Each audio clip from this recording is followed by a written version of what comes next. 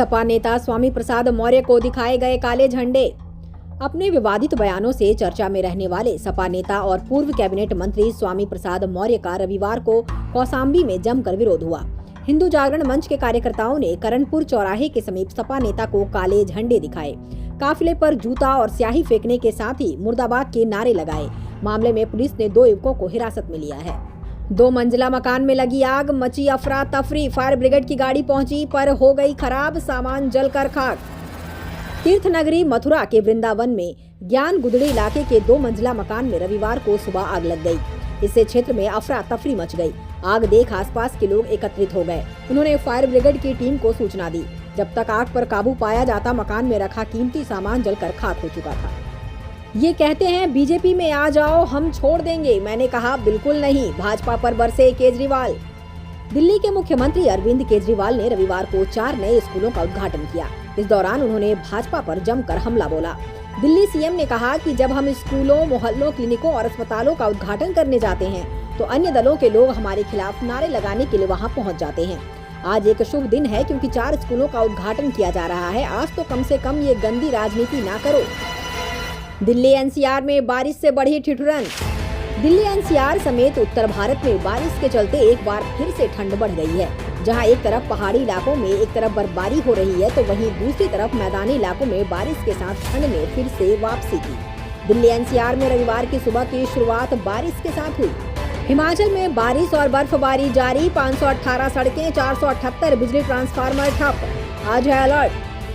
हिमाचल प्रदेश की ऊंचाई वाले इलाकों में बर्फबारी का दौर लगातार जारी है।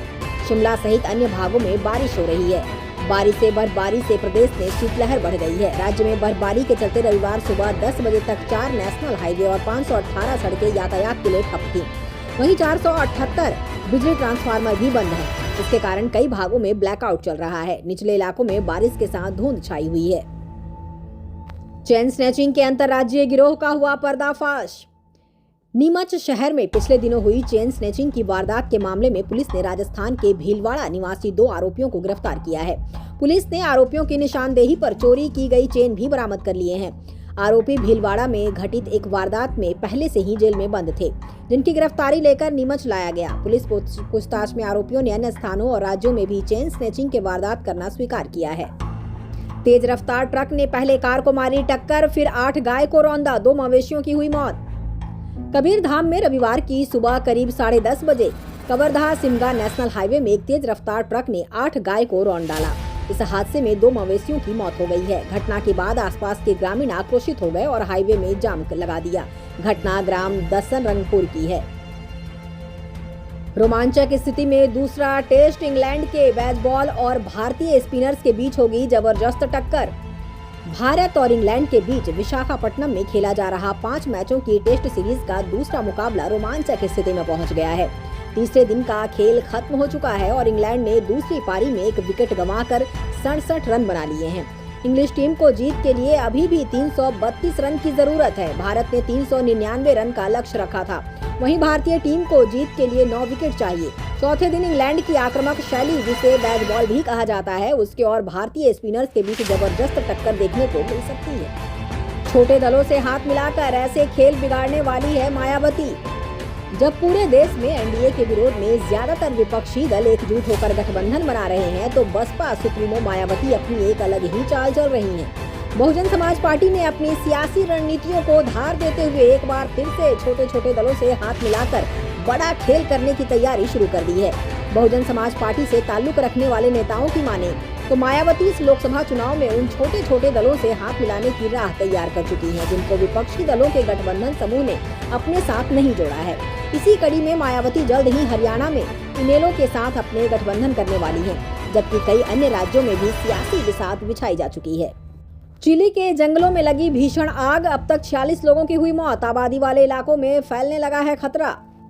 दक्षिण अमेरिकी देश चिली में जंगल की आग ने विकराल रूप ले लिया है। मीडिया रिपोर्ट्स के मुताबिक भीषण आग से 46 लोगों की मौत हो गई है और करीब 1100 घर नष्ट हो चुके हैं। अधिकारियों ने शनिवार को हताहत की जानकारी देते हुए कहा कि मरने वालों की संख्या बढ़ सकती है। अभी तक बचाव दल वालपराइसो क्षेत्र के सबसे अधिक प्रभावित इलाकों में नहीं पहुंच सका है। विधानसभा चुनाव में बढ़ा धन बल का प्रभाव। सीबीडीटी के चेयरमैन नितिन गुप्ता ने कहा है कि विधानसभा चुनाव के दौरान जब्त होने वाली नकदी की मात्रा हर चुनाव में बढ़ती जा रही है। टैक्स विभाग इन मामलों की जांच कर रहा है। नितिन गुप्ता ने कहा, अगर हम विधानसभा चुनाव की बात करें तो चुनाव के दौरान जब्त होने वाली नकदी में खासा इजाफा हुआ है। 5 साल पहले चुनाव के दौरान जितनी नकदी जमा की गई थी, अब वहां चुनाव में कई गुना ज्यादा नकदी जब्त हुई है। धन शोधन की चिंताओं में केवाईसी में गड़बड़ी के कारण लगा पेटीएम बैंक पर प्रतिबंध, 31 करोड़ ई वॉलेट्स निष्क्रिय। धन शोधन संबंधी चिंताओं और वॉलेट पेटीएम तथा इसकी बैंकिंग शाखा के बीच सैकड़ों करोड़ के रुपए के संदिग्ध लेनदेन के कारण भारतीय रिजर्व बैंक को विजय शेखर शर्मा की ओर से संचालित इकाइयों पर शिकंजा कसना पड़ा। सूत्रों ने ये जानकारी दी है। श्रीदेवी के निधन पर हुई जालसाजी, सीबीआई ने प्राइवेट जासूस के खिलाफ दायर किया आरोप पत्र। 24 फरवरी 2018 को दिग्गज अभिनेत्री श्रीदेवी ने दुनिया को अलविदा कह दिया। इस पर अब सीबीआई ने एक प्राइवेट जासूस के खिलाफ आरोप पत्र दायर किया है। अधिकारियों का दावा है कि प्राइवेट जासूस ने अभिनेत्री की मौत के संबंध में एक यूट्यूब वीडियो में किए गए अपने दावों का समर्थन करने के लिए प्रधानमंत्री नरेंद्र मोदी और रक्षा मंत्री राजनाथ सिंह सहित उच्च गणमान्य व्यक्तियों के जाली पत्र प्रस्तुत किए थे।